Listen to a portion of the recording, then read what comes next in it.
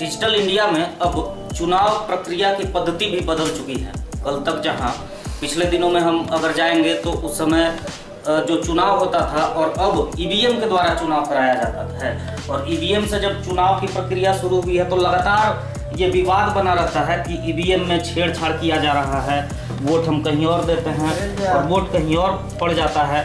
उसके लिए चुनाव आयोग द्वारा एक नई सुविधा का इजाद किया गया है और आपको हम दिखाना चाहेंगे।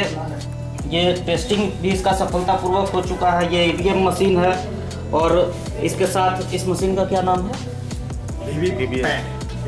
वीवीपैट। पहले ये वीवीपैट नहीं होता था, इससे पहले बैलेट यूनिट और कंट्रोल यूनिट दिया जाता था, जिससे हम वोट तो करते थे लेकिन ये पता नहीं चल पाता था कि हमारा मत आखिर जिस प्रत्याशी को हम दिए हैं उससे मिला या नहीं, और बाद में फिर विवाद उत्पन्न होता था।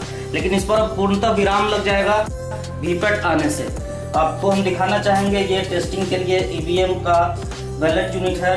ये triple A, triple B, triple C, triple D. हम किसी पे भी सपोज हम ट्रिपल डी पर यहाँ अपना वोट करेंगे और इसके बाद हम वीवीपैट पर देखेंगे तो आपको पता चलेगा। हमने आप दिखाइए यहाँ ट्रिपल डी, इस पर हम वोटिंग करते हैं और जैसे ही इस पर हम वोटिंग करते हैं तो आपको यहाँ इस वीवीपैट में दिखाई देगा कि हमने 4 नंबर ट्रिपल डी पर वोट किया है। तो अब हम मत देंगे और अपने मत को जान भी पाएंगे कि हमने किस प्रत्याशी को वोट दिया है। एक बार फिर से 16 नंबर पर हम दिखाना चाहेंगे, यहाँ ट्रिपल पी नोटा दिया हुआ है और जैसे ही मशीन रेडी हो जाता है तो हम 16 ट्रिपल पी यहाँ अपना नोटा में वोट देते हैं।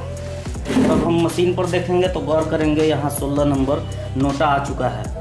तो बिल्कुल अब तक जो ये बातें आती थी, खासकर जो विपक्ष में जो भी होते थे उनकी ओर से लगातार ये दावा किया जाता था कि ईवीएम मशीन में गड़बड़ी की गई है, तो वीवीपैट आने के बाद पूर्णतः इस खोखले दावों पर विराम लगेगा।